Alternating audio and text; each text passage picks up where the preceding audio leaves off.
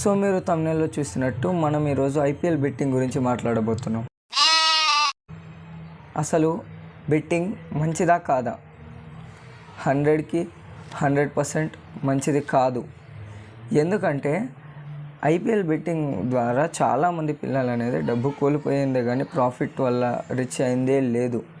ఇంకా మీరు మహాభారతాన్ని చూసినట్టయితే అంత పెద్ద రాజులు, అంత మంచి తెలివి ఉన్న వాళ్ళు, అంత మంచి విద్య ఉన్న వాళ్ళే ఆ జూదం ఆడడం వల్ల జీవితంలో వేస్ట్ అయిపోయింది, వాళ్ళు చనిపోయారు, అది వేరే విషయం.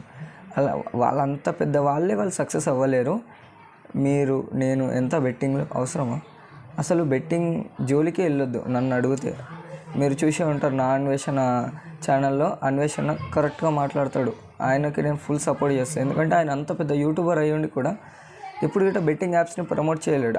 ఆయన అనుకుంటే చాలా క్రోర్స్ ఆయన అర్న్ చేయొచ్చు, కానీ ఆయన అలాంటి ఛాన్స్ తీసుకోలేడు. ఇలాంటి యూట్యూబర్సే కదా మనకు కావాల్సింది. సో అలాంటి యూట్యూబర్స్కి సపోర్ట్ చేయండి. ఇలా డబ్బులు తీసుకొని బెట్టింగ్ యాప్ని ప్రమోట్ చేసే యూట్యూబర్స్కి అయితే బ్యాన్ చేసేయాలి నిజానికి. సో మన ఐపీఎల్ టాపిక్ వచ్చేస్తే, అవసరమా బెట్టింగు, ఈ కలర్ ట్రేడింగు? ఏదో ఒకటి కొత్త, పాతది పోతే కొత్తది. అప్పుడు కలర్ ట్రేడింగ్, ఇప్పుడు బెట్టింగ్, ఐపీఎల్ బెట్టింగ్, దీనికి ఐపీఎల్ ఒకటి. అరే నేనేమంటానంటే క్రికెట్ తప్పే కాదు, క్రికెట్ చూడడంలో తప్పే లేదు. అంతెందుకు, నేను చూస్తా క్రికెట్, నేను గిట్ట సపోర్ట్ చేస్తా. నాకు కూడా ఫేవరెట్ టీం ఉంది, మీకు గిట్ట ఫేవరెట్ టీం ఉంది. కానీ ఆ టీంకి జస్ట్ సపోర్ట్ చేయాలి, అప్రిషియేట్ చేయాలి. అలా అని వాళ్ళ మీద బెట్టింగ్ ఏడిస్తే నష్టపోయేది మీరే. వాళ్ళు ₹1 గిట్ట నష్టపోరు, అర్థమైందా? వాళ్ళు ప్రమోట్ చేసిన ఏమైనా వాళ్ళు జస్ట్ వాళ్ళకి అమౌంట్ అనేది వచ్చేస్తుంది, కానీ అమౌంట్ వెళ్ళేది నీ ఇంట్లోకి వెళ్ళి, వాళ్ళ ఇంట్లోకి వెళ్ళి కాదు. అందుకని ఫేవరెట్ టీంని సపోర్ట్ చేయండి, తప్పులేదు. కానీ దాని మీద బెట్టింగ్ అనేది ఎప్పుడు చేయకండి. నీ ఇంట్లో నీ లైఫ్లో నువ్వేమో చేస్తావు, నీ లైఫ్లో సక్సెస్ అవుతావు అని వాళ్ళు వెయిట్ చేస్తుంటే మీరు మాత్రం ఇలా బెట్టింగ్ చేసుకుంటూ కూర్చుంటే నాకు గన్ ఇస్తారా?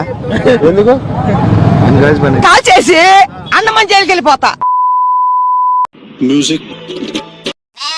జీవితంలో ఎవరు ఈజీగా సక్సెస్ అవ్వరు మచ్చా. ఈజీగా అయితే అసలు సక్సెస్ అయినట్టే కాదు, రిచ్ అయినట్టే కాదు. మీరు బెట్టింగ్ ద్వారా ఈజీగా షార్ట్కట్ వే అనుకుంటారు, కానీ అది మిమ్మల్ని నష్టం చేసే వే. కానీ షార్ట్కట్ వే ఎలాంటి రూపంలో కూడా అది షార్ట్కట్ వే కాదు. ఇంకా షార్ట్కట్ వేలో వెళ్తేనే మీరు ఇంకా నష్టపోయేది జల్దీగా. కానీ ఒకవేళ మీరు రిచ్ అయిపోయినరా అనుకుందాం, అది రిచ్ అయిపోయినరే, కానీ అది మళ్ళీ రిటర్న్ వెళ్ళిపోద్ది. ఎందుకంటే జల్దీ వచ్చింది ఎప్పుడు నీతో ఉండదు, లాంగ్ టర్మ్లో వచ్చిందని నీ లైఫ్ లాంగ్ ఉంటుంది. అందుకని బెట్టింగ్ జోలికి వెళ్ళకండి, గమ్ముని ఇంట్లో కూర్చోండి. క్రికెట్ ఐపీఎల్ రోజు చూడండి. మీరు ఇంకా ఏ టీంకి సపోర్ట్ చేయాలనుకుంటున్నారో కింద కామెంట్ చేయండి, అర్థమైందా?